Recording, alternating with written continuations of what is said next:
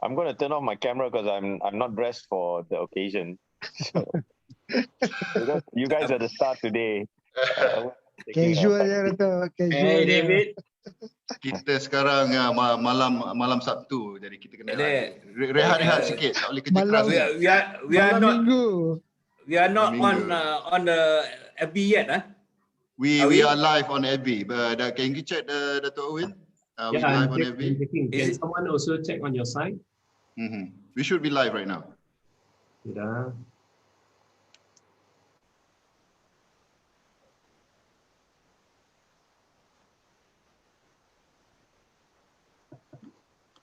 It's on Industries Unite, kan?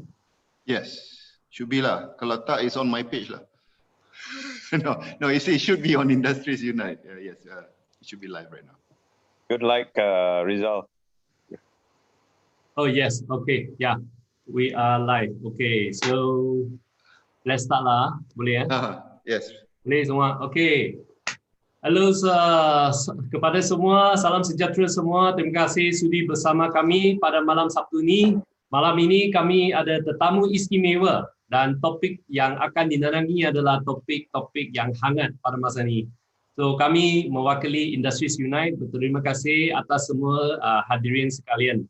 So sebelum saya menjemput moderator, Dato' David, ada apa yang Dato' David nak bercakapkan? Dato' David. Salam, Thank you very much. Selamat malam. I'll leave it to, bukan selamat malam lah, tapi selamat sejahtera. Selamat sejahtera. Kita jaga kita, all the hashtag. But Okay. no, I'll leave it to Rizal because today is your day. Good luck. Okay. Terima kasih Dato' David. So dengan ni kami ingin menjemput moderator malam ni yang hangat-hangat, yang very hot topic. So kita ada Presiden Penggiat Festival Antarabangsa Alive, Encik Rizal Kamal. Terima kasih Encik Rizal. Okay, terima kasih Dr. Owen, terima kasih Datuk David. Okay, malam ni kita buat malam yang tenang, tapi mungkin sebab air kita sekarang ni tak tenang. Kita tengoklah macam mana malam ni. Kita nak berbincang tiga topik yang hangat malam ni. Topik pertama ialah kita dah ada extension untuk Perintah Berkurung ataupun MCO 3.0. Kita telah ditambah hingga ke 28 hari bulan Jun. Topik kedua kita nak bercerita ialah topik moratorium, dan topik ketiga ialah topik vaksinasi. Alright, vaksinasi negara ni ini penyelamat kita, vaksinasi. We save the best for last. Ya. Malam ni kita bersama kita Encik Tuan Abdul Azhari, Abdul Wahid daripada Akademi Usahawan Mikro Malaysia. Kita ada dua Zainal malam ni. Datuk Zainal Abidin daripada Gabungan Penjaja Peniaga Kecil, dan juga Bon Zainal. Bon Zainal, pereka fashion terkemuka Malaysia.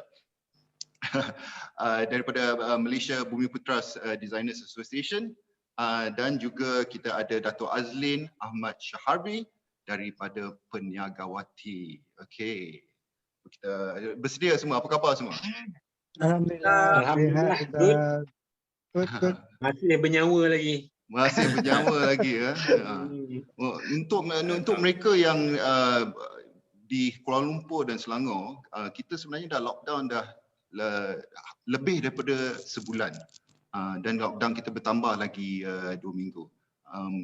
Rasa apa what's the reaction apabila extend lagi 2 minggu kita lockdown ni, and apakah impact dia kepada peniaga-peniaga ataupun ahli-ahli association? Mungkin kita start ladies first, Dato' Azlin. Bismillahirrahmanirrahim. Assalamualaikum warahmatullahi wabarakatuh, and salam sejahtera kepada semua. Salam. Rizal dan rakan-rakan saya dalam panel ni, dan juga penonton-penonton sekalian. Kan saya rasa kan extension untuk PKP ni memang is expected lah.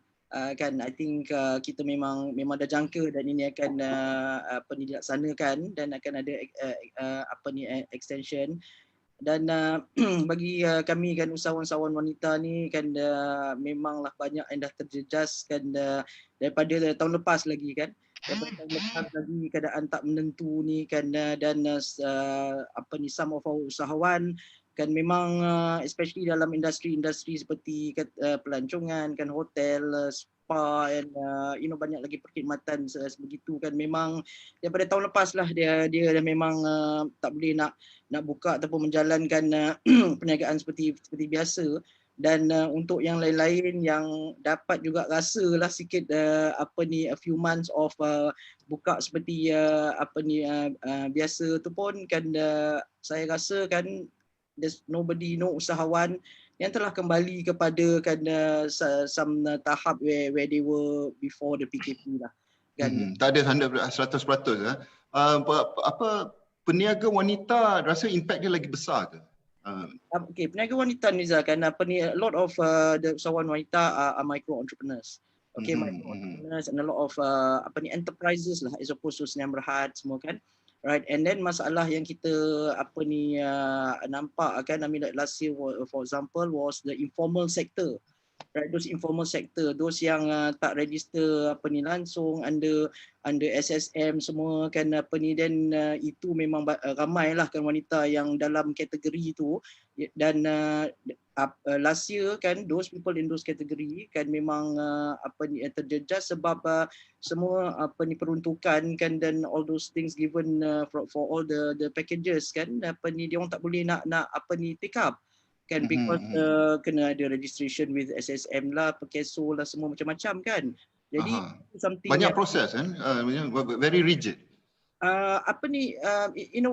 Of course it's very rigid. Kadang-kadang kita dengar bermacam-macam berbilion yang diberi kan for all these packages, but sampai ke tidak ke the target tu kan, I think there are many stories where memang kan tak sampai ke and tak dapat dia benefitnya tak dapat lah kan di take up oleh kan ramai usahawan. And I think ini across the board lah, ada banyak cerita about memang susah dapat the some of these packages. But I think maybe kan one of the himah mungkin lah kan untuk Malaysia lah ya kan, dari segi macam saya katakan tadi the informal sector tu kan, maybe it is adjustment time kan, adjustment time as in kan for those yang tak register kan informal sector semua kan, mungkin inilah masanya kita kan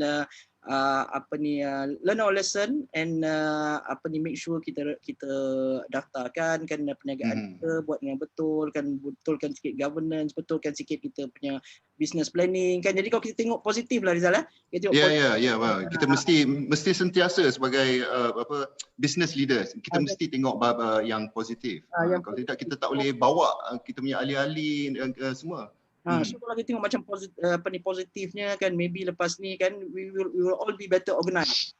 And then itu satu lagi kan is that mengajar kita kan or force us kan to go into higher levels like technology, digitalization apa semua tu kan, yang memaksa kita buat itu, but it's good for us.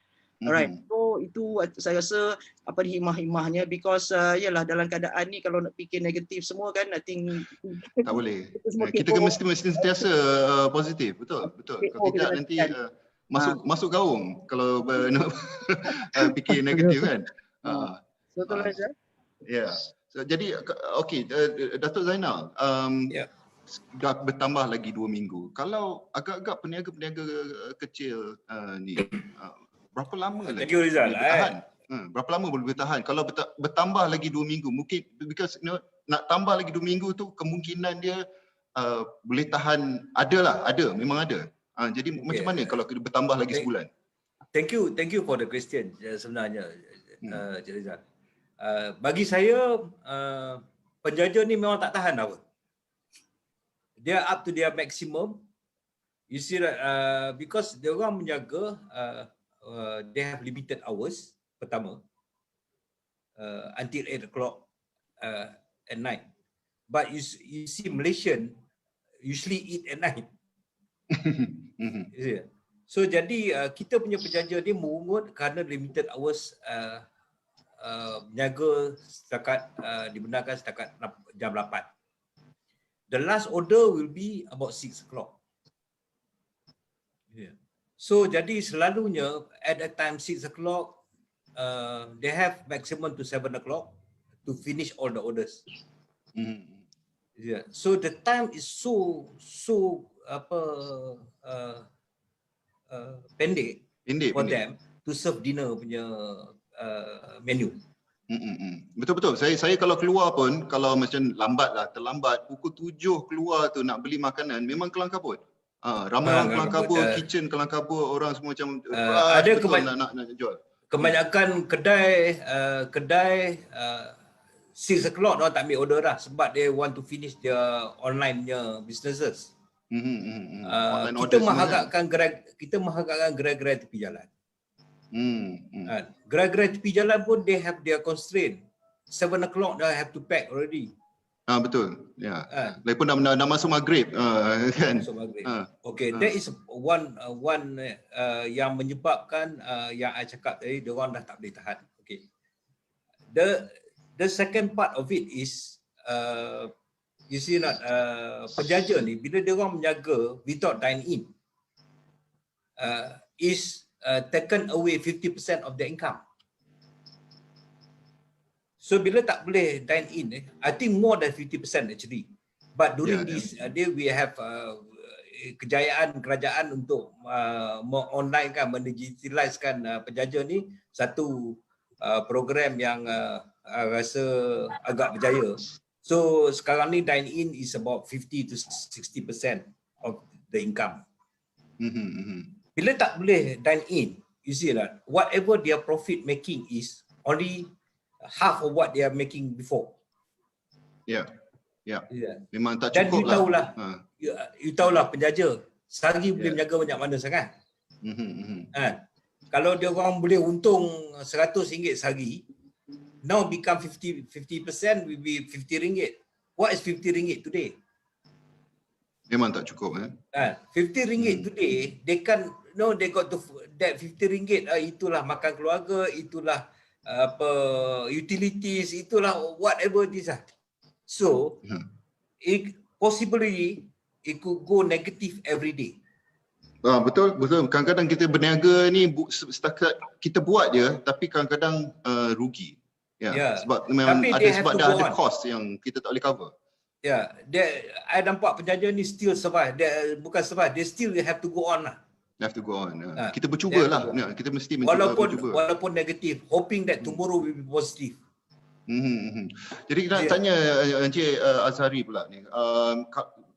Proses pendigitalan untuk digital, adakah dia menolong para penjaja sekarang ni, sama ada e-bazaar atau benda-benda macam ada sekarang Grab food delivery, everything online ni, adakah ia mencukupi kalau kita bertambah lagi sebulan lagi PKP ni, macam mana? Okey Rizal, terima kasih. Bismillahirrahmanirrahim. Saya rasa proses pendigitalan ini satu cabaran yang besar dan semua usahawan, tak kisahlah penjaja ke, usaha mikro ke, small ke, medium ke, pendigitalan ini bukan lagi pilihan, dia jadi kemestian, dia jadi kewajipan. Kalau kita hanya mengharapkan benda sebagai pilihan, kita tak berubah, kita cuba nak belajar untuk mengubah kita punya sistem dalam perniagaan tu supaya didigitalkan. Dan digital ni maksud dia besar bro, sangat luas. Dia bukan sahaja untuk nak menjual ataupun untuk nak bertemu dengan pelanggan melalui Food Panda, Grab Food, Lazada, Shopee, you name it. Dia sebenarnya terbagi pada dua, depan dan belakang, frontlining dan backlining. Frontlining ni yang jumpa pelanggan, yang backlining tu satu hal lagi dengan documentationnya. Macam mana Tuan Aziz cakap tadi kan, documentation semua ke laut. Jadi bila dapat nak ambil bantuan tak boleh ambil, tak jaga dengan elok, tak berdaftar dengan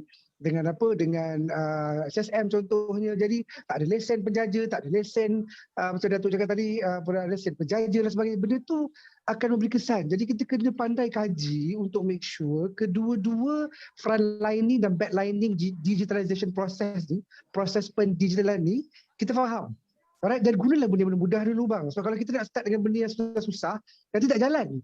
Contohnya pakailah Facebook page dulu, Facebook Marketplace ke, pakailah Carousel ke, pakailah WhatsApp Business dulu ke, Telegram ke. Janji kita cuba buat. Yang penting jangan ketinggalan, dan yang lebih menakutkan, Rizal, adalah bila dia orang dah pakai, bila kita dah pakai, kita boleh ghostan balik. Kononnya PKP tak ada lagi. Kononnya tak ada lagi total lockdown. Ya, tak apalah, tak perlu lagi GrabFood, tak perlulah Foodpanda. Kita patah baliklah menunggu kedai, orang datang kedai dan sebagainya. Tak salah benda tu.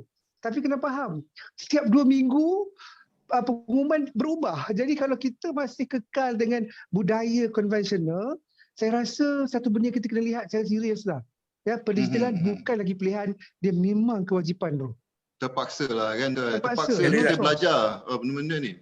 Rizal, can I add on digitalization ni, Rizal? Please do. Okay. Sebenarnya kita daripada Mac tahun 2020, kita realise that penjaja has to go on. Kalau everybody aware that sekarang ni in the market is Warungku, which is has been co-developed by gabungan penjaja bersama a private company, a local private company. Dan sebenarnya this Warungku has been supported by the government under SME Corp, and it's been operating about 6 months. Baru start 6 bulan. You see not, because it is a local company and gabungan bersatuan penjaja is not the rich company. You see not, yalah dia ada hiccups, but alhamdulillah it's on the platform now. We are developing the business. Tujuan kita sebenarnya is when we realize in last April 2020, kita realize that penjaja has to change the way of business. Was back last year, kita dah realize that. But when kita buat sedia ke tak sekarang ni? Sudah bersedia ke penjaja-penjaja sekarang? Okay, that is a good question, Izzat. You see, bila kita realize benda tu, kita buat, dan it's very hard to make the penjaja, the informal sectors to go on board. Is it not? Satunya, their mindset is taking away their profit. You see not? You tengok kalau penjaja tepi jalan ni, now we are doing our own campaign because the commission for the deliveries doesn't fall on the merchant anymore. So our system in Warungku, we pay what is the food price, fully food price to the merchant. Okay, tak payah tolak macam 20-30% delivery cost. We have other means of getting our own income. Itu boleh menolong lah banyak penjaja. Kalau dah nasi goreng tu RM5, tak payahlah markup jadi RM10 dah. Jadi boleh jual dengan volume sikit. So we did that. Alhamdulillah, now we have about 3,000 merchant on board already. Okay, alhamdulillah. But because kita gabungan penjaja, kita ada 177 cawangan throughout Malaysia, and it is a nationwide. Jadi dia adalah sistem crash lah apa. We are still learning on process of doing that. But alhamdulillah, people are getting. The biggest problem to us is today is to educate how to use that through the informal. The teknologi punya teknologi punya kena tahu macam mana nak upload makanan, kalau nak set pricing, nak ambil order semua itu. Teknik of fotografi pun is another challenge. Challenge karipap kalau biru ke apa kan orang tak nak beli. You just imagine lah kalau kita nak ask somebody in luar bandar, yalah, to come in, and it's a very our team has to go and teach them. Yes. You see not? Tapi ramai pula nak teach kan, nak teach online pun kadang-kadang nak semua masuk Zoom pun susah sikit lah. Ya, kita ada cawangan sampai Kuala Kerai, kita ada cawangan di Gua Musang. You see not? It is very costly for us to set a technical team to go and teach. And okay, yeah. So, but it will take time. InsyaAllah, we are still working very hard. SME Corp has been very supportive to us on this. YB Menteri Datuk Seri Junaidi is on it. You see? Maknanya penjaja-penjaja ni mesti all in jugalah. All in, kena belajar daripada, sebenarnya minta ajar daripada anak-anak ni. Anak-anak kecil betul, ni lagi pandai dengan guna phone, dengan teknologi agree ni. Kita selalu train sekarang ni, kita tak train mak dia dah. Kita selalu cakap, makcik ada tak anak yang 20 tahun ke? Kita selalu tanya macam tu. So that let them educate their mother. Saya nak bertanya kepada Bon Zainal pula ni. Ni Perika Fashion terkenal. Sekarang ni events dah tak ada. Acara perkahwinan pun dah tak ada. Orang pun dah tak keluar bersosial sama sendiri kan. Nak visit rumah orang pun tak boleh.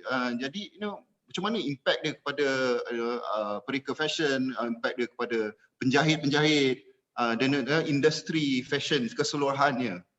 Macam mana keadaan sekarang? Okay, terima kasih Riza, Datuk Zainal, Azhari dan juga Datuk Azlin. And to all the viewer, thank you for watching us. Okay, apa ni impact dia? Okay, kita start pada tahun 2020 lah. 2020 tu masa jadi COVID ni, kita memang terkejut lah. Memang terkejut buruk lah kita, terkejut. Semua tak boleh jual semua tu. And then kami reda, kami kata we save our money, stok dah buat, raya pun simpan juga tu. Dan sampai tahun ni pula, okay, dah nak start okay, boom, lockdown saya lagi. Just imagine lah macam mana apa rasa dia tu And then we are not having, macam saya agree apa yang Datuk Aziz kata, income kita orang ni memang yang dapat tak cukup untuk menampung kita punya monthly punya wage. Even nak cakap pada landlord pun berapa diskaun dia bagi pun. Itu nombor satu.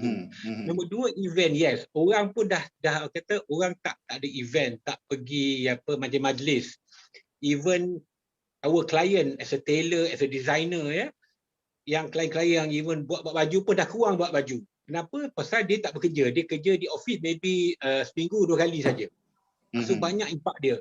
Perkahwinan cancel, stok ini nak raya. Dan kami pun in fact masa tahun ni memang berharap sangatlah masa kita dah buka balik tu memang even saya pun kita dump in back our investment punya expense sikit, boom, lockdown balik. So raya pun cancel.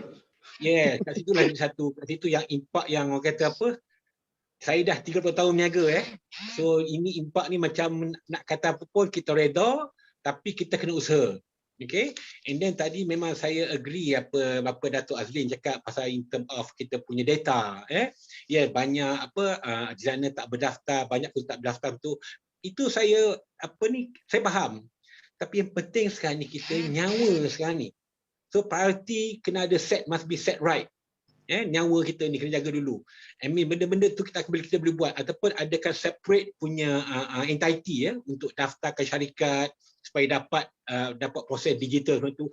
Even digital pun Cik Zadi dengan Datuk kita dah plan digital ni sebelum tahun 2020. Memang kami designer, industri fashion, retail memang dah plan. Bila boom kena COVID je semua terkejut. Pihak kami, pihak kita, rakyat, pihak kerajaan pun semua terkejut, semua try to do something about this, And then pada saya lah few things yang patut kita fokus.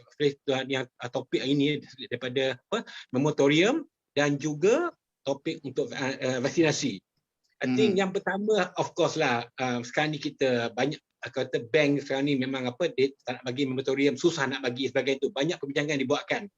Tapi itu adalah polisi. Polisi boleh ditukar. Kita yang buat, polisi orang buat. Polisi COVID kan. So kita tu kami bukan kata topik hari ni merintih, bukan kita merintih, kita sekarang merayu atau minta pandangan, minta understanding pada semua kerajaan, pihak swasta sebagainya itu. So kami ni kita rakyat Malaysia kan. Look at us 10-15 years ago, we are okay. Okay, even macam bank pun sekarang ni kalau dia boleh bagi kita kelonggaran kelonggaran maybe beberapa bulan tu, and then when we are okay, kita akan balik-balik, kita akan buat loan balik, kita expand business balik. So benda kita faham. Sekarang ni orang tak faham, sekarang ni semua fikir ikut kepala seorang-seorang kan. Kita kena dengar rintahan kita ni. This arti kita nak sampaikan macam bank tu kata yes memang ada dia punya kriteria. Just to share, even dapat adalah adalah dibagi macam all this apa Soalan-soalan kan? Soalan-soalan untuk qualify you sama ada yes, you boleh qualify. terima moratorium atau tidak. Ini pernah orang mengaduk saya, Cik Bon, saya dah apply tapi orang bank tu cakap kenapa 2020 bisnes rugi. Memanglah rugi bisnes tu. So kita kena faham. Problem not everybody understand situation now. We are Malaysian guys. Kita semua-sama Masa senang kita happy. Nah masa susah tolong sama-sama kita. Tu number two untuk polisi So polisi ni saya minta so polisi ni orang buat. Kita buat. Kita boleh tukar. Boleh tukar dari segi term of tak kira lah macam mana sebabkan COVID sebagainya. Lepas tu kita work the proper plan. Nombor dua, muafakat. Rakyat kita sekarang ni. Yes, follow SOP. Ada yang tak follow. Ada yang tak kira lah. Itu banyak cerita yang keluar di social media macam tu. So kat situ pun kita kena ingat. Benda ni both side. Blame game is no more blame game anymore. It's all about let's put our head together and move forward. Jaga kita ni. Hashtag kita jaga kita Kita dah. jaga kita. Macam-macam keluar tapi tak jaga pun. Kan? Macam mana? Kan always say ketika kita. So muafakat satu, follow SOP, rakyat dan juga everybody. Strict SOP. Kalau salah. Jangan ini kan ada yang boleh terlepas, ada yang boleh macam-macam. So that's not right.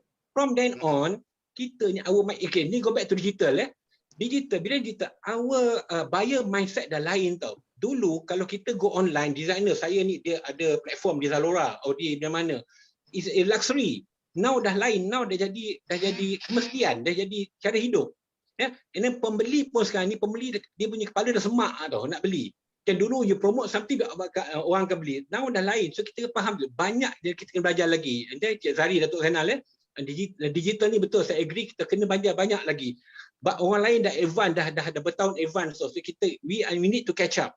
Okay, and then SOP, get SOP. Maksudnya buat proper SOP. Ini kadang-kadang yang benda apa yang benda-benda produk tak ada kena-mengena jadi essential. Yang mana boleh pakai tak jadi. So benda tu pelik. From then on kita pun rakyat kita jadi semak, jadi pelik, kita jadi gusar. And then we are living day by day now. Kita tak tahu apa yang dia tomorrow. Maknanya Bon sebagai periker fashion you memang tak setujulah LV itu jadi essential. Louis Vuitton. Yes, bukan tak setuju, tak masuk akal. Benda ni tak masuk akal. Okay, now memang I agree satu on the other side, on the back end juga dari segi pendaftaran SSF ni memang. Tapi give us a chance. Sekarang ni pada saya fokus on our life. Lifestyle tu tak tepi dulu. Lifestyle tu tepi dulu. Bon, saya rasa kalau dia orang nak cakap pakaian ni tak essential, mampus semua pakai jalan tak pakai baju ni. Telanjang semua. Saya nak tanya pasal moratorium. Kita fokus moratorium dulu. Kenapa moratorium kita kena moratorium 100%? Kita tak boleh moratorium separa-separa. Apa kepentingan kita bagi moratorium untuk semua orang? Tengku Zafrul kata moratorium ni untuk mereka yang perlu sahaja, mereka yang perlukan sahaja. According to him, 80% sebenarnya orang yang boleh membayar moratorium. Saya tak tahulah dapat data dari mana. Tapi dia kata 80% boleh bayar. Mungkin track record daripada bank mengatakan masa kita tak ada moratorium tu orang dapat membayar. Pada saya memanglah orang terpaksa bayar. Tapi kalau tak ada, kalau ada moratorium orang akan mengambil.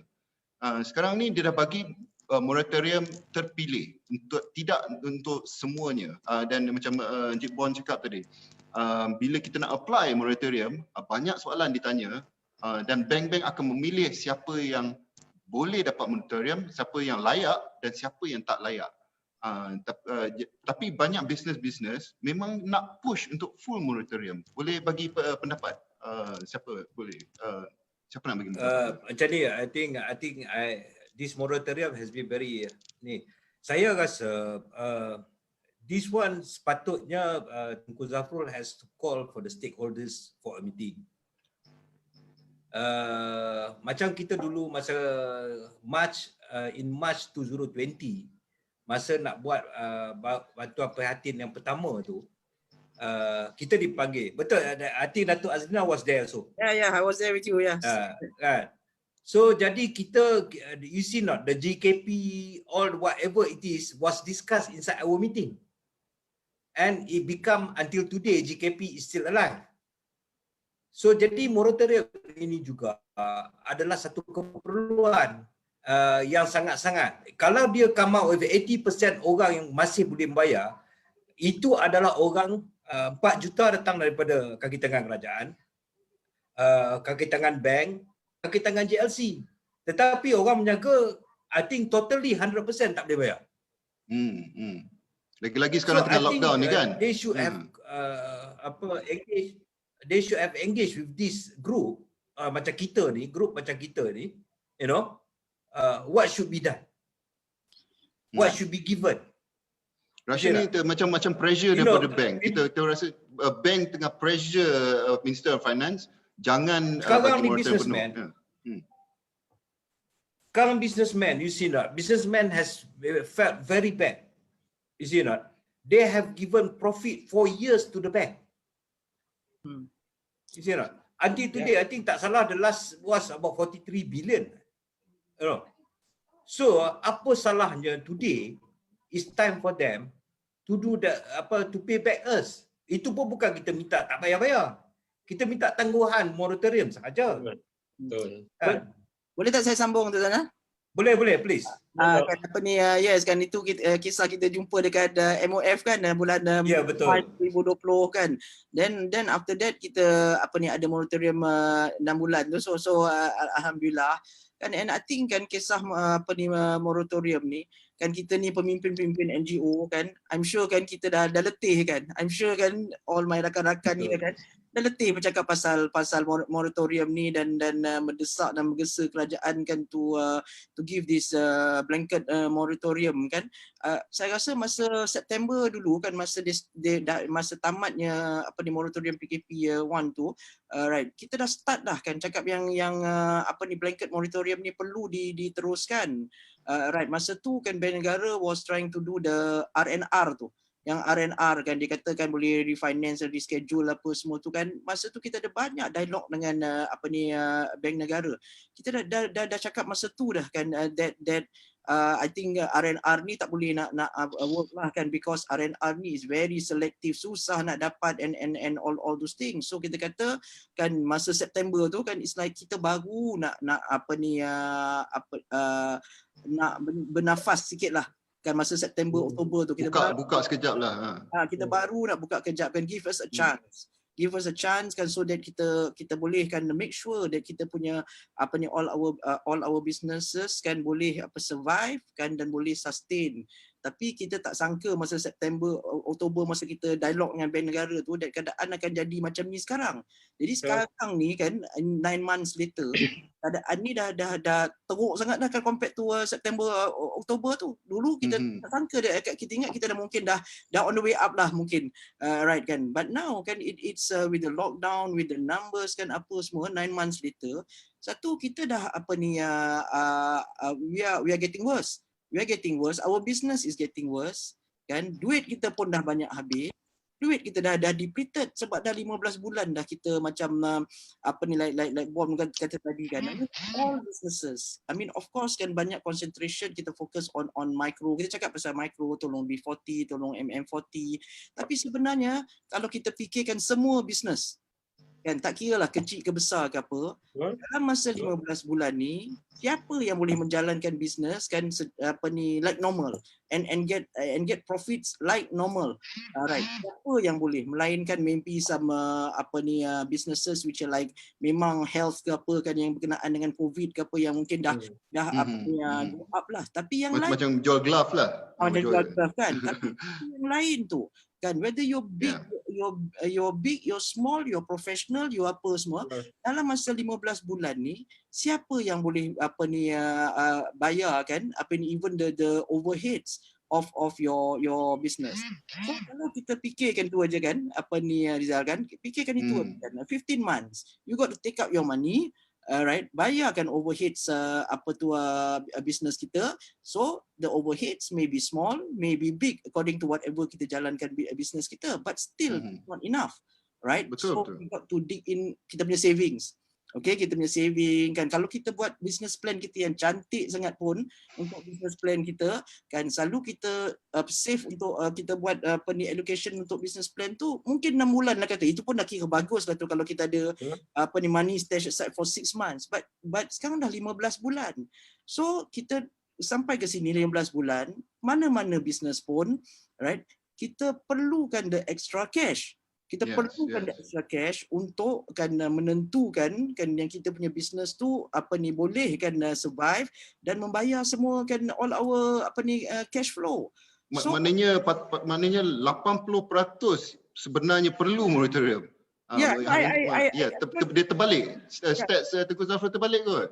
Tak betul. Saya agree pasal tak ada dalam istilah essential and non-essential ni dalam business tak ada. Yes. Because every business owner feel their business is essential. For sure. Tak sama ada business essential atau tidak kan. Kalau kita tengok dari segi macam saya katakan tadi kan, kita menjalankan bisnes. Sama ada bisnes kita besar ke kecil ke apa ke, dan kita selama ni kan kita ada certain amount of cash flow. Alright. So 15 bulan kita dah menggunakan kita punya savings ke apa ke kan, so the money is depleting. It doesn't need rocket scientist to think that. Semua orang tahu. Semua orang tahu kan, logik kan. So sekarang katalah for example kan, katalah for me kan, I run a legal firm. Alright, I run a legal firm. Is considered professional. But we are very much affected. But we are never, tak ada siapa nak bercakap pasal professional firm ni. Tapi kita pun affected. Sebab macam mana pun kita punya the legal punya the demand for legal services ni for 15 months ni memang kan is like close to nil lah kan. Sebab orang pun takkan nak pergi beli rumah ke apa, jual rumah adalah kan beli rumah semua tu very kurang. Jadi as time goes by 15 bulan kan, so we all have to dig into our savings ke mana kena dapat duit ni kan. Jadi kan even that's why kita katakan for all levels. Kalau for all levels kita tak nanti, because pada pendapat saya bank is also a business. Bank is also business.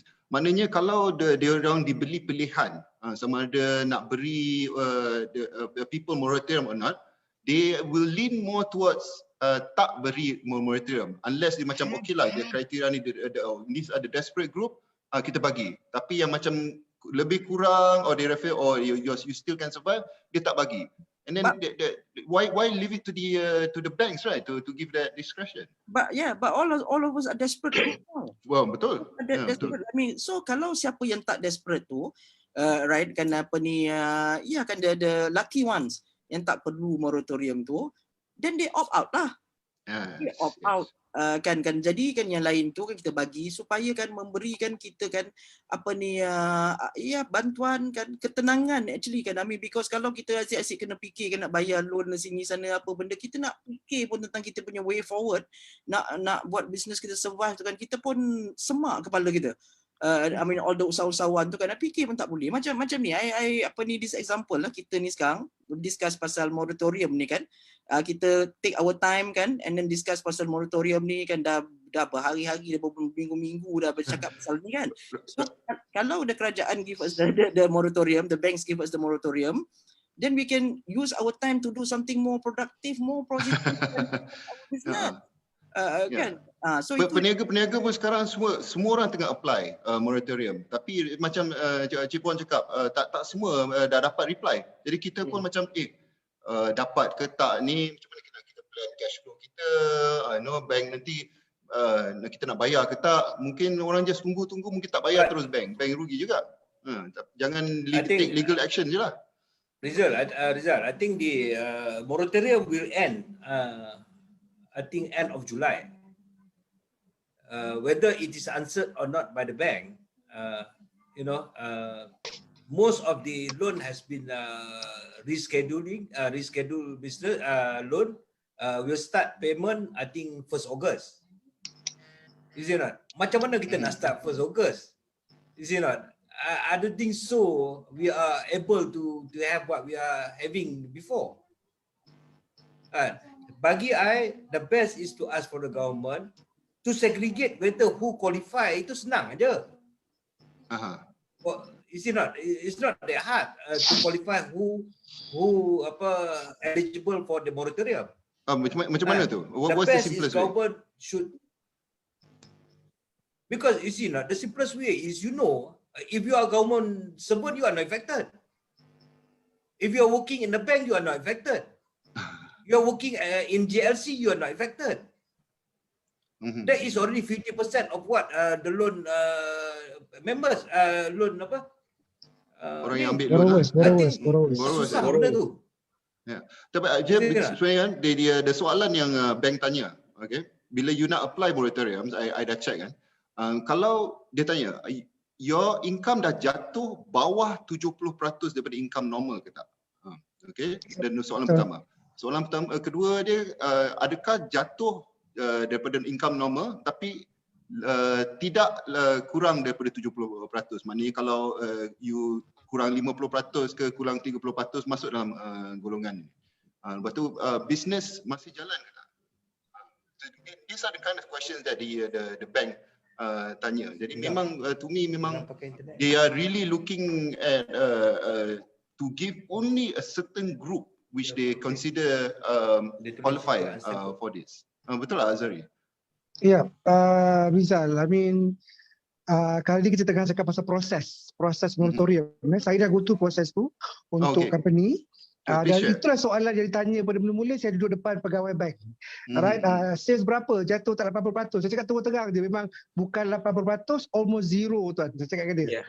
So okey lah, kita terima keadaan tu. Memang kita memang tengah teruk. Saya tinggal di sebelah kiri saya ada yang tengah jadi penjamin kepada anak dia, kot muka pun dah pucat. Yang sebelah lagi budak muda, I think buat 25, 27 yang juga minta moratorium, mungkin kereta dan sebagainya. So semua adalah keadaan yang sangat menyedihkan lah. Dan bila dah jadi macam tu, proses nak menunggu satu hal lagi. I mean, kita faham dengan tutup bank pun kena COVID, ada saya punya cawangan saya kena COVID lagi.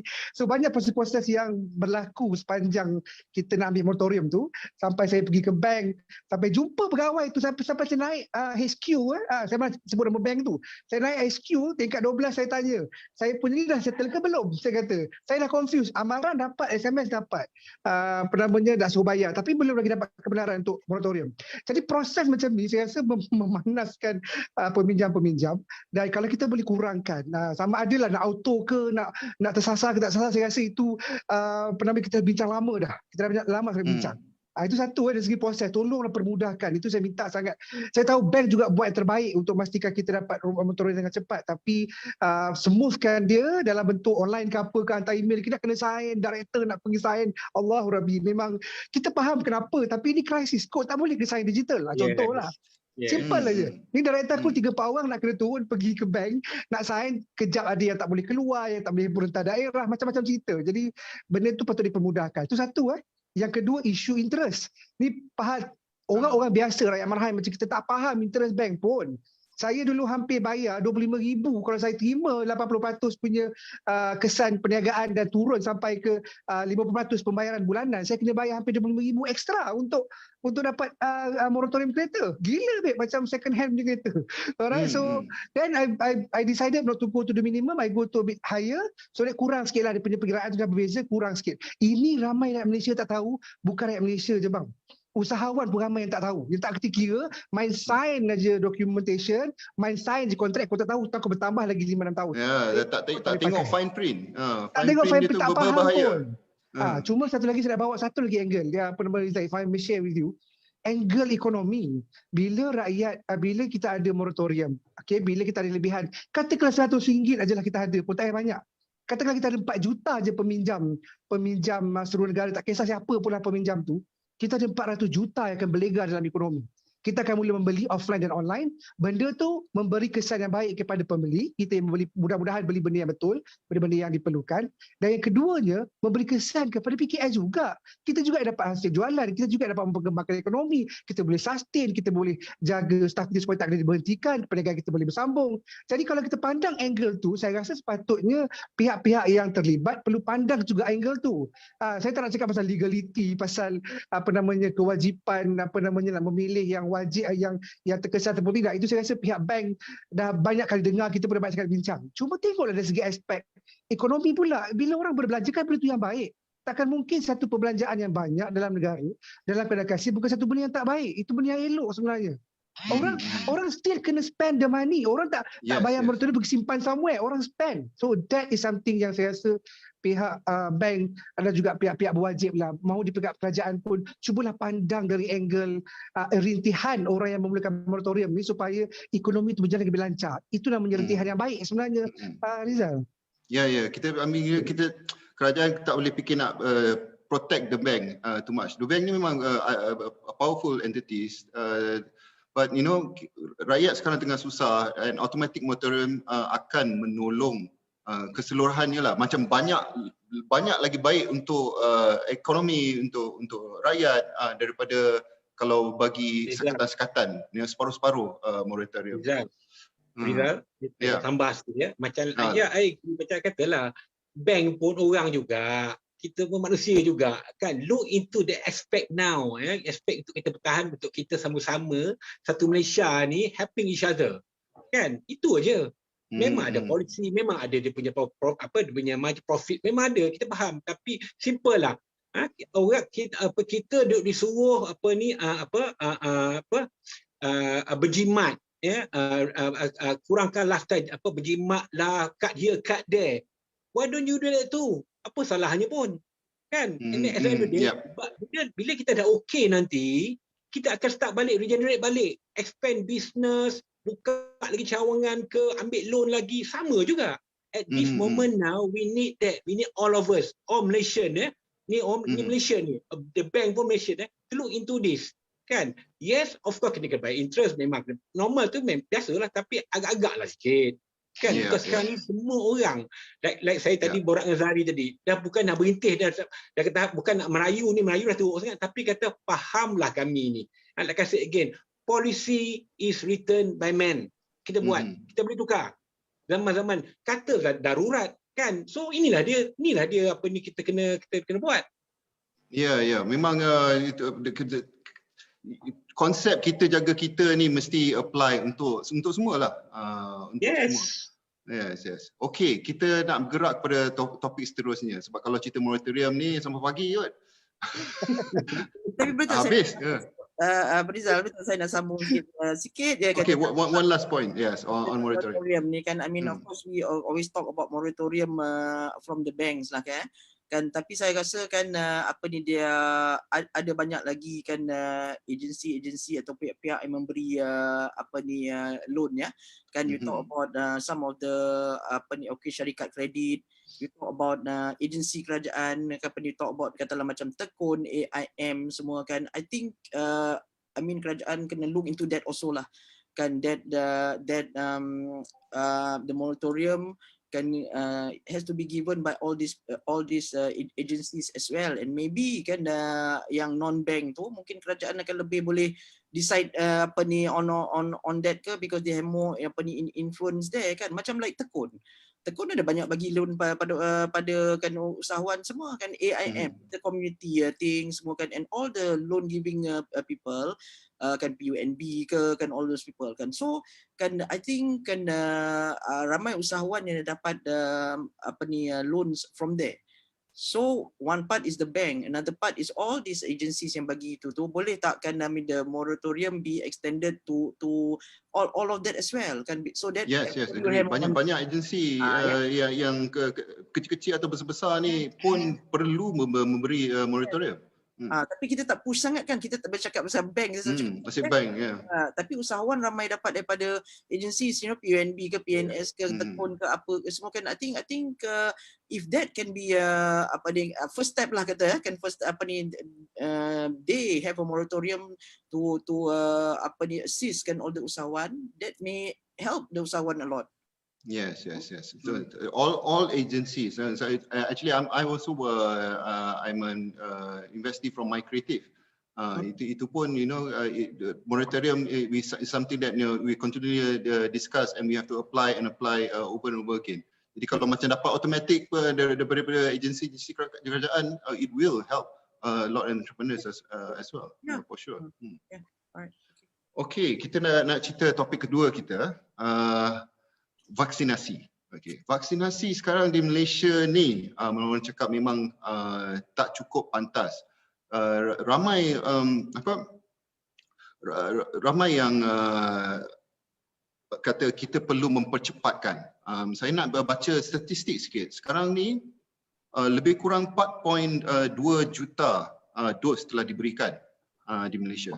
Kalau kita nak capaikan herd immunity 80% ya. Kalau kita kirakan secara kasarnya 80% penduduk Malaysia ni ialah lebih kurang 26 juta orang.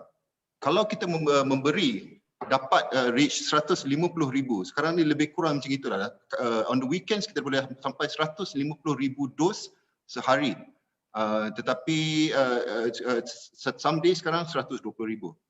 Kalau kita ada puratanya 120,000 dos satu hari, kalau kita kena buat 52 juta dos, 2 dos untuk setiap rakyat Malaysia 26 juta, maknanya 52 juta dos, kita memerlukan 321 hari untuk kita reach 80% herd immunity.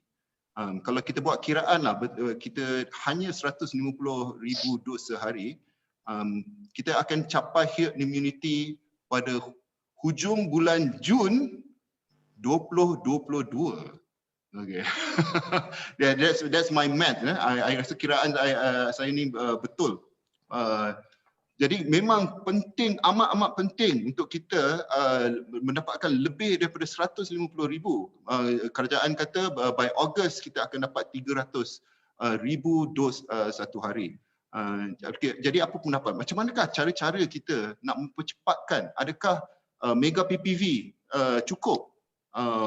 Kita ada masalah registration lagi. Rakyat baru 12 juta register and kita perlukan 26 juta untuk dapatkan herd immunity. Adakah cuma minta pendapat macam mana kita nak mempercepatkan atau proses-proses ini? Adakah kerajaan sekarang are they doing enough for us to achieve these targets? If I may interject. Okay. Saya rasa cepat lambat tu bergantung juga generally kepada supply yang ada di serata dunia. Itu satulah. Ya, which kita pun tak tahu fakta dia macam mana. Saya rasa pihak kerajaan buat sedaya mungkin, terbaik yang mungkin untuk memastikan kita dapat vaccination secepat yang mungkin. Cuma yang saya nak menyatakan di sini adalah tentang kita punya pendekatan ataupun approach kita nak memastikan rakyat faham tentang vaksinasi dan juga rakyat datang untuk vaksinasi cucuk tu. Alright, kalau kita mengharapkan aplikasi MySejahtera saja, nothing wrong with that. It's a good effort. Memang kita pernah pakai lama. Tapi kena faham kalau anda pergi ke rumah panjang di Sarawak, anda pergi rumah orang asli di Gua Musang, anda pergi ke rumah kampung di Gua Kelam dekat Perlis. Alright, benda-benda fasiliti akan isu fasiliti akan timbul dengan capaian internetnya, dengan tak boleh nak pergi ke MySejahteranya, berebut lagi dah dengan macam LZ hari tu kan semua berebut nak ambil dekat website orang kampung. Tak ada peluang tu bang. Kita yang KL pun dah berebut tak dapat, apatah lagi orang dekat luar. Jadi kita kena faham pendekatan itu berbeza. Saya pernah nyatakan dalam sesi sebelum ni, saya bagi tahu bahawa kita ubah pendekatan sedikit, kita kena turunkan kita punya technical isu tu kepada benda yang semua rakyat boleh faham. Contoh kalau nak suruh vaksinasi, kau pergi cakaplah dengan ketua kampung, kau pergi cakaplah dengan dengan tok imam kampung, kau pergi cakaplah dengan pastor gereja dekat Sarawak tu contohnya. Jadi dia orang lebih percaya orang-orang macam ni untuk bagi dia orang maklumat. So itu memang kebiasaan orang-orang luar bandar ataupun orang yang tak ada capaian internet yang bagus. So bila kita buat cara macam ni, walaupun susah, memang banyak lagi isu sebab kita kena pergi manually ke kampung, tapi itulah caranya, apa lagi cara yang ada. Kita yang my parents 14 hari bulan ni, isteri dia dapat jab dua-dua dia sekali. Itu tinggal di KL. Dia pun tak tahu yang dia akan dapat jab 14 hari bulan ni sampai adik-beradik cek dekat dia punya MySejahtera, baru perasan, halo bonda ayahanda kita kena cucuk ni 14 hari bulan ni, barulah orang tu aku tahu yang dia kena cucuk. Nampak tak ni beza dia? So communication tu saya rasa kena diubah mengikut kesesuaian dan memang penat, tapi saya rasa terpaksa buat. Tak semua orang ada capaian internet yang boleh daftar vaksin di online ataupun di MySejahtera. Jadi kita ada buat benda tu, cuma mungkin perlu dipertingkatkan lagi, terutama herd community di luar bandar, dan bandar ni selalunya alertness-nya lebih sikit. So itu yang saya rasa kita kena cepat-cepatlah Jeb. Kena cepat-cepatlah buat supaya dapat herd immunity cepat, dan usahawan mikro, small ni ingat balik ya, kita punya staff tak ramai. Seorang kena, gone case kita ni. Memang rosak tu perniagaan. Seorang aja kena bang, habis semua rosak. 5 orang tak boleh datang je. Rizal, Ya. Rizal, saya nak mencelah sikit ni Silakan. Ini macam ni tambah sikit Cik Azhari cakap. Memang betul pun nak kata contoh tu vaksinasi banyak di seluruh dunia dah buat. And some of them they doing it ni memang berjaya buat So kita tolonglah ikut juga, instead of apa ni orang kata they cannot go, we go and see them. Memang betul pun kerja rumit, tapi at the end of the day kita dapat solve this problem ni. Because like I said again, nyawa ni yang penting ni. Kalau tak ada nyawa ni tak guna lah memotori apa rem dah tak guna dah. Most important to get us alive first. Then be healthy, of course. Dan vaksin tu memang kita faham dah dari segi tak cukup bekalan sebab tu. Yes, kita kena terima Sistem, itu satu sistem pula. Macam mana kalau orang yang pakai phone Nokia lama lagi, yang tak ada Android, banyak saya tahu tau. Yes. Orang kampung dia pakai phone biasa je, dia boleh call macam mana? Kan? Boleh call, ada talian sebenarnya. Tapi masalah dia orang takut. Not many know. So kita kena reach out sekarang ni. Kita kena reach out sekarang ni. Beritahu dan barulah boleh.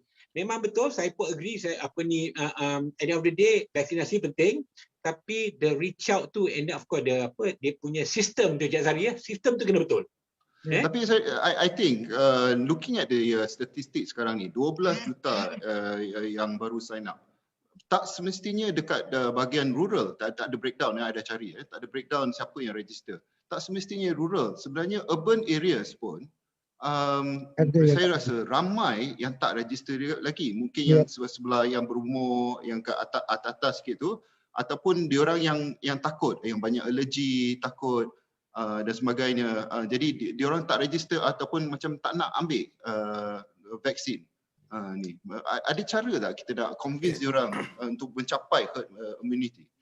Rizal, can I I think on your comment is definitely true. Ada yang takut nak ambil, ada yang anti vaksin lah, with all this fake news on the apa ni. Tapi macam mana kita menangani the government menangani all this fake news is another question.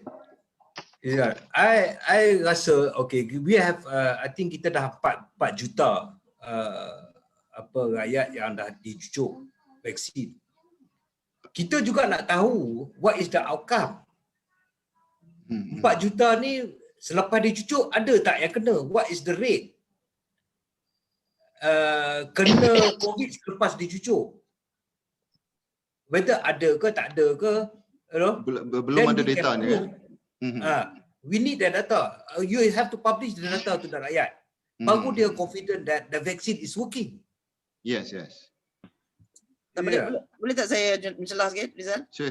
Alright, so I think basically kan, kalau 12 million dah register kan, I think a lot of them yang tak register tu kan, saya rasa bukan sebab dia tak dia takut dengan vaksin ke apa kan. I think it's just matter of macam Bon cakap tu, is outreach kan, is an outreach and then macam Azhari kata tadi kan, yang tak ada phone lah, yang tak tahu lah, yang tak tengok MySejahtera lah kan, apa semua kan, kisah right, daripada kisah of orang tak nak because dia anti vaksin kan, takut apa benda semua tu. So I think kita kena tingkatkan this outreach lah, mungkin Industries Unite boleh buat something kan to tingkatkan sikit apa ni outreach ni untuk apa ni get the people kan who haven't registered to register. I'm sure kan daripada gap you punya 12 million ke 26 apa ni million tu, I'm sure you akan dapat beberapa million yang kalau kita tolong dia nak pergi register kan dia akan register, hanya dia tak tahu ke malas ke apa ke something lah kan apa ni yang apa ni yang membuatkan dia belum register kan apa dia before this. So I think the outreach is important and the education and outreach kan. The education and outreach kan and I'm sure we will get some more people to register, and of course pengurusannya lah kan, pengurusannya dari segi yang PPV ni kan bersama kita boleh apa ni luaskan lagi kan this PPV punya konsep ni ke apa ni more places rather than just the big PPVs tu kan and all that. I think this has to be looked into kan tengok apa other countries have done, how have they given to kan the smaller how they've given to their klinik kerajaan ke to private sector, and actually I'm quite happy to see that perkembangan yang tentang PIKAS ni yang ada kan semalam ke kan yang apa dia have this program PIKAS ni untuk vaksinasi untuk industri kan, program imunisasi industri kan, kerjasama awam dan swasta tu. That means if you're an employer right, you can apa in manufacturing and some other sectors, right, you have 1,000 people, you can like get on block your employees kan untuk vaccination. I think itu pendekatan yang baik kan, sebab mungkin kalau they look into rather than everybody the same, they look into some of this, and I think some of kita pun have been pushing this ke apa ni untuk usahawan kita kan, some people apa the frontliners in business and all that kan, yang kalau kita boleh focus on them to get the vaccination first, then the economy kan especially the vulnerable industries macam construction dengan manufacturing. Manufacturing kan, because I mean now the clusters banyak dekat manufacturing and semua tu kan. So kalau I mean all these kan, I mean strateginya dibuat. So it's good that this PIKAS ni dah start kan by MITI kan, at least that will take care of all the apa ni the factories apa semua tu kan, come into that program, and I think retail punya orang kan will have to come in, so that benda tu macam bersasar lah juga, bersasar kan for the people macam frontliners lah kira ni dalam economic frontliners. So I think kalau kita buat tu kan, and for Industries Unite lah maybe to do a campaign on pentingnya education ya kan, because tengok kan target by end of June 1,000 GP clinics akan dibenarkan untuk diberikan vaksin. So people can just go to the clinic and then get the jab. Cuma sekarang ni proses dia macam leceh sikit, banyak klinik-klinik tengah complain. Number 2 is the mobile clinic. So the mobile clinic punya they are going to go into pendalaman, and hopefully bila mobile clinic ni masuk dalam pendalaman, orang akan pergi and dapatkan vaksin dia. So kita sekarang tengah mengharap je lah. Mengharap. Can anybody bantu I think I've been thinking betul what we are saying, the outreach to get these people to be vaccinated is another satu cabaran untuk kerajaan kan. Can anybody say kita ni Malaysia ni we have every district office in every district. We have pusat-pusat kesihatan kecil in every small areas. I don't see how the outreach becomes so difficult. It's just that I tak tahu by having the PPV I think everybody mungkin banyak dah dapat vaksin kan. I pun dah dapat. I pun dah dapat. Wow, it's so you pergi buat PVV dekat WTC tu, you rasa macam so grand macam high end betul kan. Betul-betul high well end. It doesn't have to be that there. Yes, itu I agree, very well organized, cepat, salute to the government kan. Tetapi I rasa with all the budget that you use there, might as well you disperse into areas and district and small pusat kesihatan. You can cover better. Yes. I think they are doing some of that as well. Kadang-kadang yang buka yang kecil-kecil ni terlalu ramai orang, tiba-tiba sesak pula kat situ. So they're still finding the balance lah. No, I think if you go by district, or you go by pusat kesihatan, tak ramai. It's a person, people on the district, yeah. You know, if we take say 1 week, one district, one team, every team go lah. Satu negeri mungkin ada 5 team ke 10 team ke. You go every district, I don't think so. If I may add on apa Datuk cakap tadi ya, saya ni seorang yang memang kata orang pengunjung setia klinik kesihatan. Jadi saya memang ada jadual dari klinik kesihatan dan saya yakin apa yang Datuk cakap tu betul dan saya tak tahu lah sama ada kerajaan mungkin dah buat juga benda tu dan nak bagi vaksinasi di kawasan-kawasan yang macam klinik kesihatan, klinik desa dan sebagainya kan. Dan pengalaman saya bertemu dengan klinik kesihatan ni, they are very efficient. They are very extremely efficient. They are very, itu memang kerja dia orang hari-hari. Saya ingat lagi pengalaman saya, masa nak ambil ubat pun, dia boleh buat pandu laju untuk ambil ubat di klinik kesihatan. Saya rasa kekuatan mereka memang dah dilatih. Itu profesionalism mereka untuk menerima situasi pesakit ramai dan sebagainya. Dan diorang ada SOP. Memang tak boleh datang ramai, ada jalan tertentu. Dan kalau boleh dipertingkatkan lagi ketua daya saing mereka ni untuk menjadi pusat PPV juga, of course ini memang premis kerajaan, memang premis yang memang dah wajib ada di kampung, di kawasan daerah dan sebagainya. Dan saya rasa kelebihan yang paling penting adalah orang di kawasan tu rasa selesa untuk pergi. Sebab dia tahu itu memang common places. Itu memang klinik yang selalu pergi. Dan dia orang lebih yakin, lebih confident. Tak ada persoalan aku takut cucuk lah, apalah, whatever lah, you name it. Dan kalau benda tu boleh dipertingkatkan dengan SOP yang memang, saya tahu KKM memang expert bagian tu. Saya rasa benda tu memberi keyakinan orang-orang lama, terutamanya di kampung contohnya, ataupun juga di bandar, dan yang kurang maklumat tentang vaksin ni, dia berani pergi sebab pergi klinik. Pergi ni lain sikit, dia rasa lebih confident. Kalau pergi IDCC ke KLCC ke whatever lah, dia lain sikit perasaan dia. Okay, so I think that's something yang maybe kita boleh highlight to Let's Unite untuk memperkuatkan lagi, memperkukuhkan lagi cadangan untuk vaksinasi ni. Sebab kalau lagi lambat, bisa lagi teruk tuan. Alright, lagi susah. Orang-orang yang retailers memang lagi barai. Usahawan mikro penjaja macam Datuk cakap tadi memang lagi barai, lagi orang tak boleh datang beli makanan dan sebagainya. Setuju. Diungkop seanah kita ni. Jadi cepatlah bervaksin secepat yang mungkin. Redha siapa yang belum dapat, tenangkan hati, insya-Allah akan datang dan cuba buat yang terbaik lah untuk memastikan kita semua dapat vaksinasi yang bagus. Vaksinasi ni akan menyelamatkan nasi periuk kita. Sebab tu dah kena kataan pun dah ada nasi kat situ. You say not apa? I rasa everybody rasa dia perlu apa? Dia industri perlu vaksin. See not? Even penjaja banyak test kat saya. Datuk tolong dapatkan kat kita orang through apa persatuan. Because kita juga frontliners, dia katanya. They are facing customer every day. So that is good thing lah. Good thing that demand sebenarnya sekarang ni is a lot more than supply. That's very good. Ya. Pasal tu I cakap tadi tu mungkin kerangan supply is the biggest lah. Untuk menyampai for the outreach, kita banyak saluran sebenarnya. You're talking about klinik desa macam tadi Azari kata, klinik desa dekat kampung mak I cakap she knows everybody inside the kampung. Betul. Dia tahu daripada bapa tu sampai ke cucu dia tahu. You're right.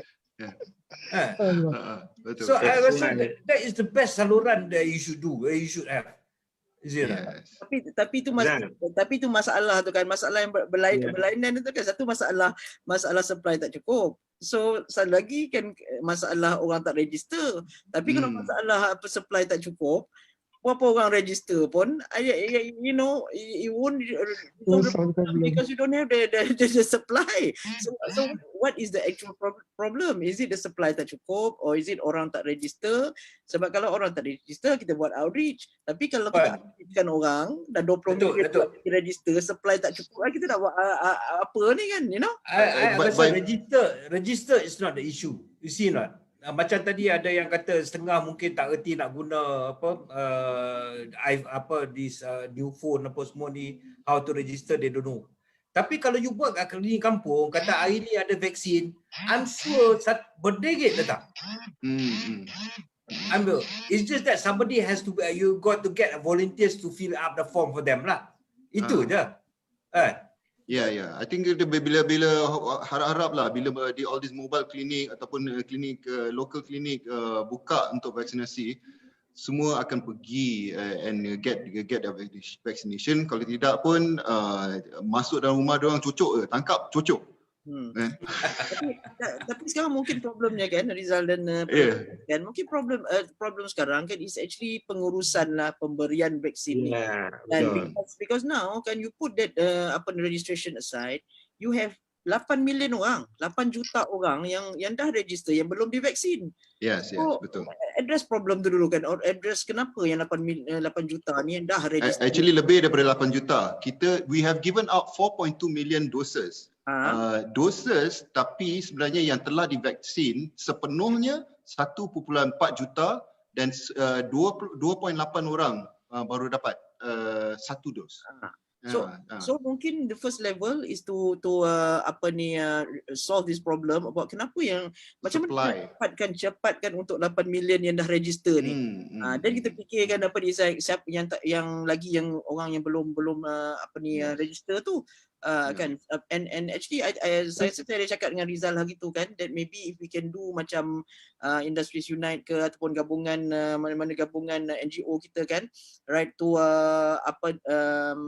tengok whether kita boleh buat untuk kita punya our members who are all in business. Right, maknanya kalau macam tadi PIKAS tu kan dia pergi ke industri kan, dia pergi ke factory 1,000 people.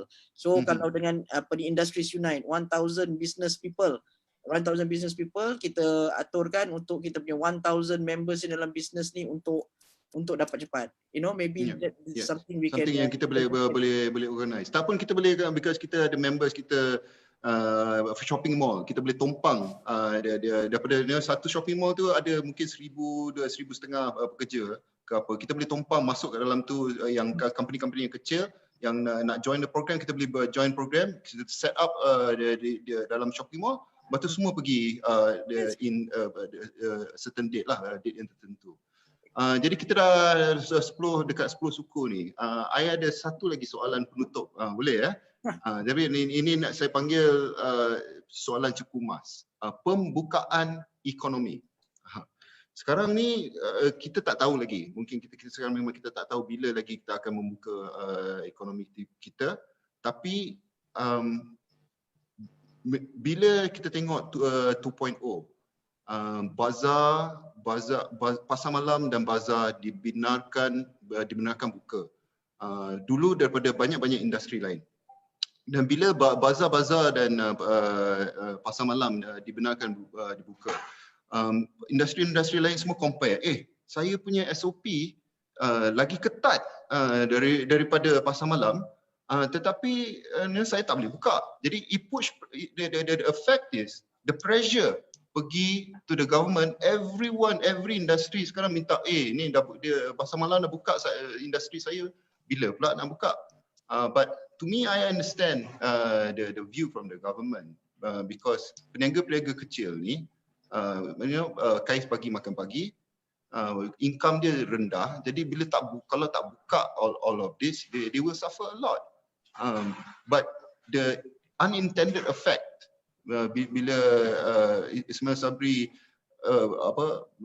cakap pasar malam dah boleh buka, orang akan boleh berniaga di pasar malam dan bazar, it puts incredible pressure to the government. Semua orang macam lobby nak buka. So sekarang kita dah MCO 3.0. Macam mana kita nak avoid this problem? It's a chicken and egg problem kan? Peniaga perlu bekerja, tapi kita tak boleh buka industri sepenuhnya cepat, nanti numbers COVID pula naik. Ada pendapat? Ni I nak share sikit ni Zal Okay, I mean benda ni go back balik dia chicken and egg jugalah.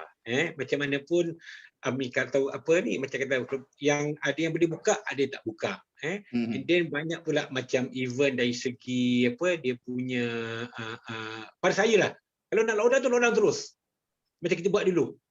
Kan lockdown ini proper. Now ada yang buka, ada yang tak buka. Even kita orang pun kedai tak boleh buka, tailor tak boleh tak boleh menjahit, kan. So benda ni dia akan pusing kat sini juga, berbalik-balik pada sistem. Sistem satu, and then of course lah ini kita minta pula pihak-pihak atasan tu tengok, understand the industry tu dulu. Kena faham juga kat mana survival ni bukannya untuk satu kelompok aja, untuk semua orang. Let's go back balik to get nation alive again. Itu yang saya nak tekan di sini. Macam-macam cerita dari segi vaksinasi lah, sistem lah. Memang kita tahu benda tu. But from now on, after this, can we do that? Kalau tidak kan, we become cakap je lah. Kan, can we do that now? Ya, campaign. I agree dengan Dato' Azlin. Kita buat campaign. In fact, I did sana itu ada one meeting. We do campaign. Campaign vaksinasi ni. Get ready to come in. Okay, and then lepas tu again, then go back balik to move forward ni, go back balik to my three pillar dia itu, budi bicara, bank kenalah ada budi bicara, understand us, rakyat muafakat, follow SOP and pergi buat vaksinasi, and last sekali beli barangan lokal, buy local product, support local balik. Itu yang the third one, very important message. Yes, local food, local clothing, local product. Then from there kita akan go forward. If not, it's going to be like this. Tak tahu sampai bila lah. Saya pun nak cakap pun, macam Datuk Rafi kata, dah penat Datuk.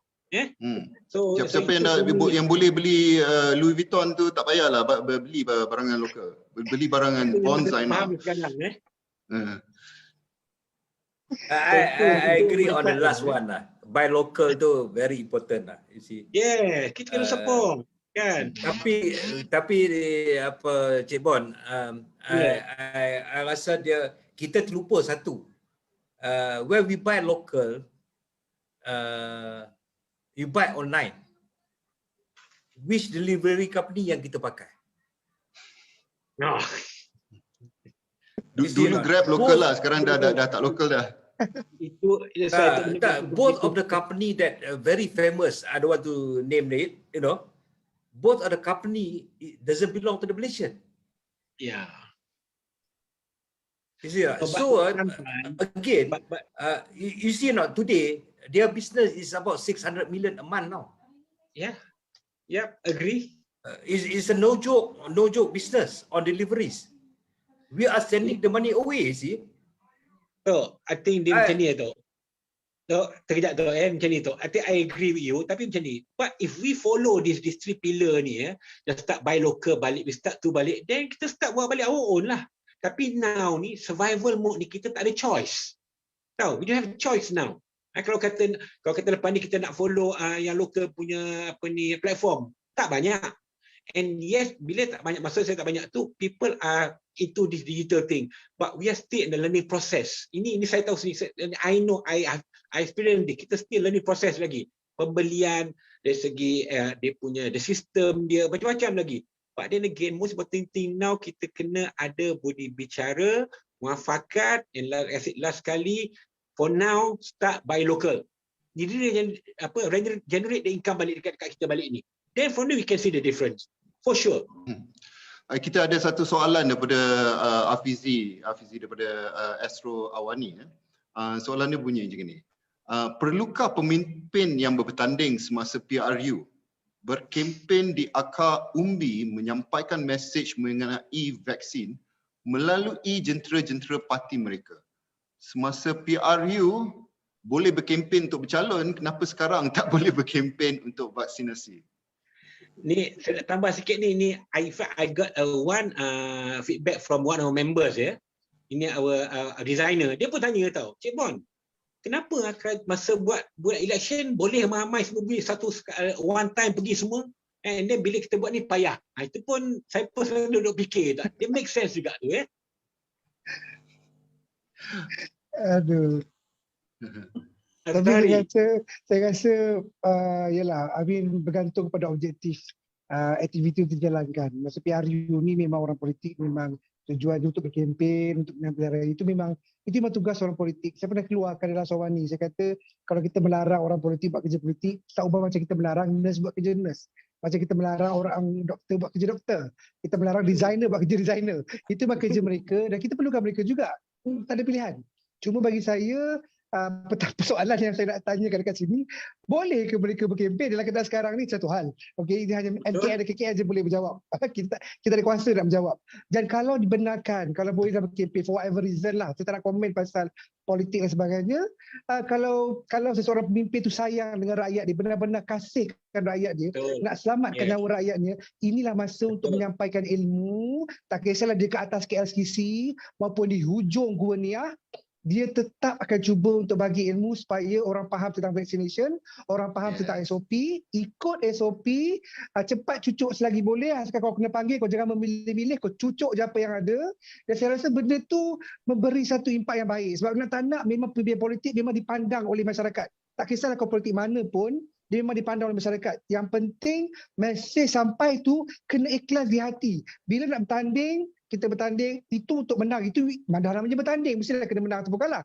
Tapi untuk menyampaikan mesej, ambillah peluang. Jika dibenarkan oleh MKN dan juga KKM, bila datang pilihan nanti, tak tahu bila, ambil peluang tu untuk educate the rakyat, because people are looking at you. Kita orang super looking at you. You are going to buat usaha murni sikit. Govern the country. Kita perlukan dia punya pemahaman kami orang perniagaan yang memang dah lingkup serana, memang dah tunggang terbalik, dah merintih lah, you name it lah, macam-macam. Jadi kalau kita faham tanggungjawab kita sebagai pemimpin, kita nak betul-betul menyelamatkan rakyat, menyelamatkan negara, menyelamatkan ekonomi, saya rasa keputusan yang buat tu lebih bijak. Dan kebijaksanaan anda tu menentukan sama ada menang atau tidak masa pilihan raya nanti. Itu yang paling penting. Very good, agree Azhari. Very good lah. Very good point. Memang agree. Zari nak tanya you jadi calon kat mana ni? Boleh lah Azhari, kita support lah. It's okay. Thank you, no thank you. Thank you, no thank you. I would like okay lah. I think kalau kita tengok ada apa-apa lagi komen-komen terakhir sebelum kita end session kita.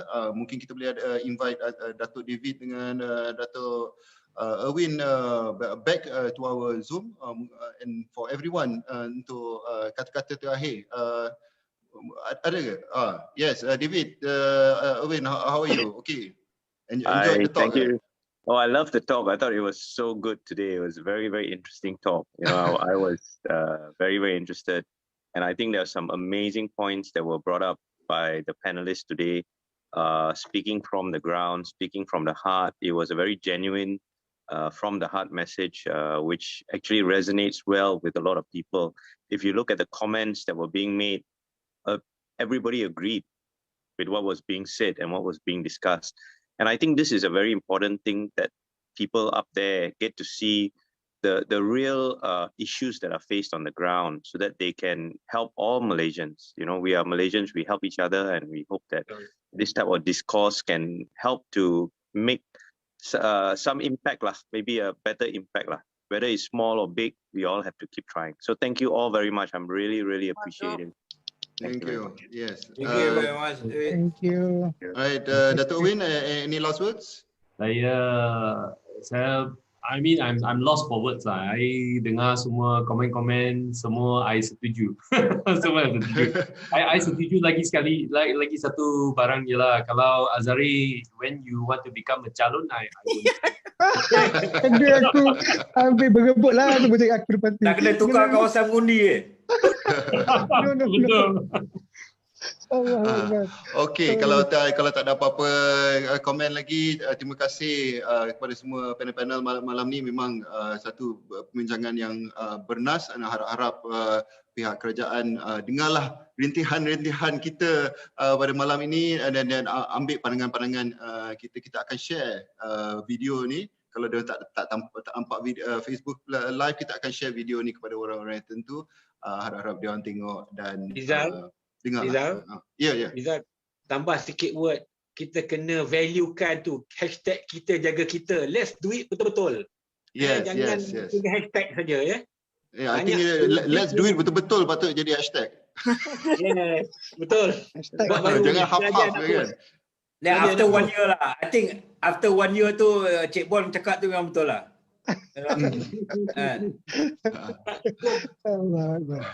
Okay. Anyway, I think Stay safe guys, stay safe throughout Yes. the viewers. Thank you everybody. Thank you so much everyone. Terima kasih. Thank you Datuk Erwin, Assalamualaikum. Rizal, Assalamualaikum. and all the panels. Bye. Bye. Assalamualaikum. Bye bye. Bye. Thank you. Terima kasih semua.